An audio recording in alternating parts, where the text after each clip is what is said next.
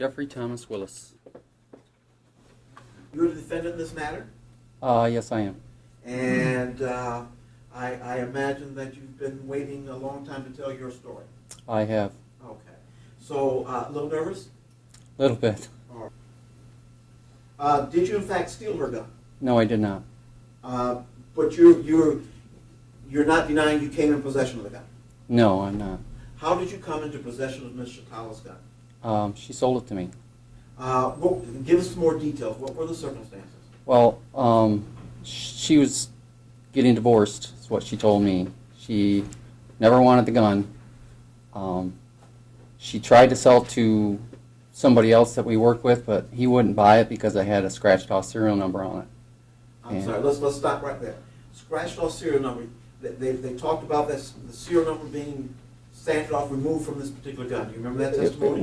It was ground down. It wasn't completely off, but it was ground down. Okay. Yes. So, is it your testimony that when you received it, it was already, the serial number was already Yeah, removed? it was already ground off. Okay. So you recall what you paid for this gun?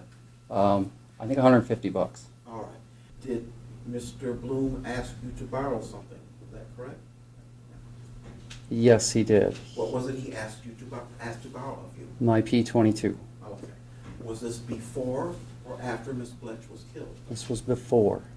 And did you ever get the P-22 back? I did. When was that? In July, it had been maybe mid-July. He stopped back by. He had him sitting on the seat. What we did was he would pull up, like at the end of my driveway when I was out throwing the Frisbee to the dog in the morning. And I would go up talk to him through the window. And the gun and the gloves were sitting there in a thing. And he said, "Here's your gun back, and here's some of my softball stuff." And I said, "Well, do you have the gloves or whatnot?" And he said, "I don't have any of that stuff, but you can use that." So I took it. There's testimony about this toolbox where a lot of the gloves and some other things were found. How did if you just tossed the gloves in your van, how did they end up in the toolbox, if you know? That's a kind of a funny story. My wife and I had purchased some toys, and they were in the house. Are we talking about sex toys? We are. They were in the house, in my closet. I think there was a picture of it in the pink room, I think they called it. That was my closet. And they were in a shoebox in there. And my grandson would come over on Wednesdays. And my wife would watch him, but this particular Wednesday, she had something at church she had to do or something, and I had to stay up and watch him. Well, he was in the other room. We were playing hide and seek, and he got in there and brought me a pair of the handcuffs, and I quickly took them away from him, and I thought to myself, when he's gone, I'm gonna get these out of the house. Well, first thing I was gonna do was lock them up, and then the second thing was, after I thought about it, I thought I'll just get them out of the house altogether. So that's how they ended up in the toolbox.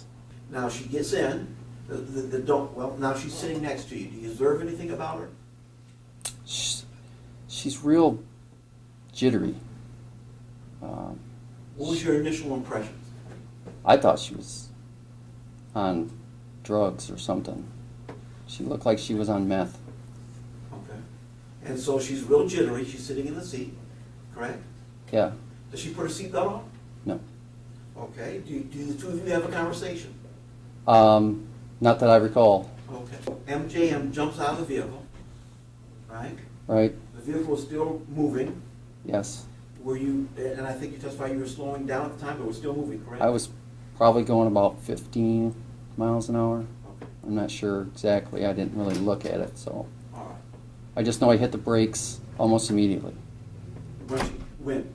After she jumped out. Okay. Were you surprised that she jumped out? Yeah. Had you threatened her? No.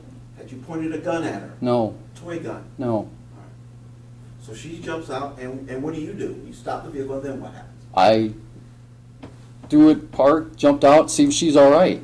By the time I got to the back of the van, she was booking down the road, screaming, "Don't shoot me! Don't shoot me!"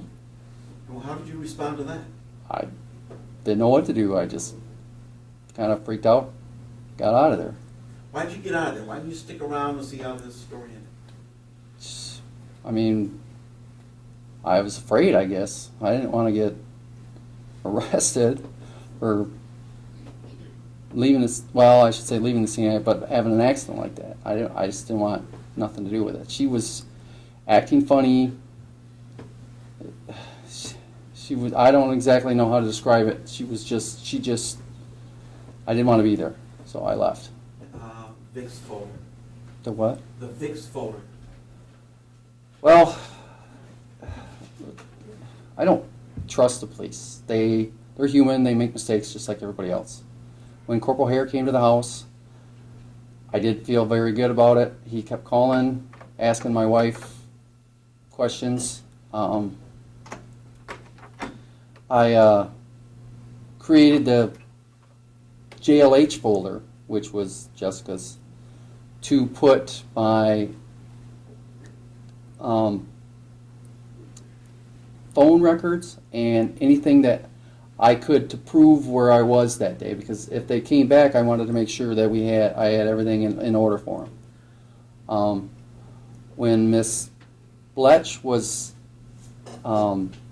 killed, at the time, it was a hit and run when I was at work. I had gone to work that night, and somebody named Bubba come up to me and he said, "Did you hear about the hit and run they had out in Automobile Road?" And he said there was a silver van involved. So I thought to myself, if they come, because it's a silver van, they came to me before, I'm gonna have this stuff ready for them. So I created the RSB folder to put the phone records or anything in there that I needed to in that folder, and combine them into a victims folder, a VIX folder, I think is how the police usually call it. But you wrote this note, right? I did. All right. And it contains a kit with handcuffs and keys. You wrote that? I wrote everything on there, including the clothes part on top. And matches and gas can? That is correct. Video from house, if any? That's correct. The other part of it, underwear and her panties? You wrote that too? I wrote that too. And I'd asked if I was being arrested, and they were being very evasive and pretty much lying to me. So Well, you're not answering my question. And Judge, I'd ask the court to strike that answer, please. That is non-responsive. Okay, it is not responsive. The answer will be struck, but you're ignore it, and you can ask the question again. Thank you. My question to you is that you lied about your whereabouts that day when asked directly by two detectives. Yes or no? no, Okay. When they showed you video footage of your van on the north side of the county, you still did not tell them that you assisted this little girl. True? true. And that didn't jog your memory?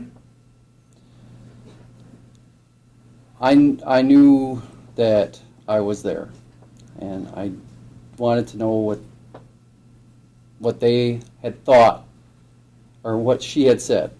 So you, if I understand correctly, you knew you were lying, but we're trying to find out what law enforcement knew. Did I summarize that pretty well? Well, you just asked me if I was lying, and I said no. So I didn't. I was being evasive. Okay. You're evasive, I'm lying. We'll leave it at that. So in 2014, you're squirreling away this phone record Well, for a murder you didn't commit, right? it would be to just like the police officers when they. That's it. Mr. Yes. That's a yes or no question. Yes. You're squirreling away that phone record in 2014, but you didn't commit this murder. No, I did not. Since you and your wife are no longer engaged in sexual relations, your outlet, if I understand correctly, is thousands upon thousands of abduction, torture, rape, kill videos. That's your outlet. My outlet was porn. Okay. That included women being abducted, tortured, raped, and killed. There were zip drives, so whatever was on the zip drive. Well, I'm asking you were watching videos of women being abducted, tortured, raped, and killed. There was some that I seen, yes. Some, how about thousands? There was thousands of videos on there. I didn't see them all.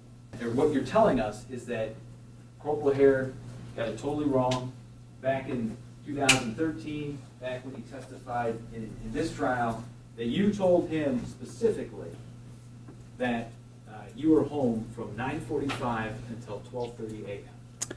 Corporal Hare didn't He was write. wrong. Yes or no? Was he wrong or not? Yes, he was wrong. All right. So, enlighten us. Where did you go at 11 o'clock? I went to my grandpa's house All right. on Bailey And why did you go to your grandpa's house on Bailey? because my dog, we had a dog crate for him. He was 2 at the time, and he was climbing on it all the time. It was a little metal frame one, and he was bending it and breaking it. I went there to get wood for the top of it. So, if I understand what you're telling us right now for the first time, that at 11 o'clock at night, you decide you're going to go and get this for this particular dog crate. That's correct.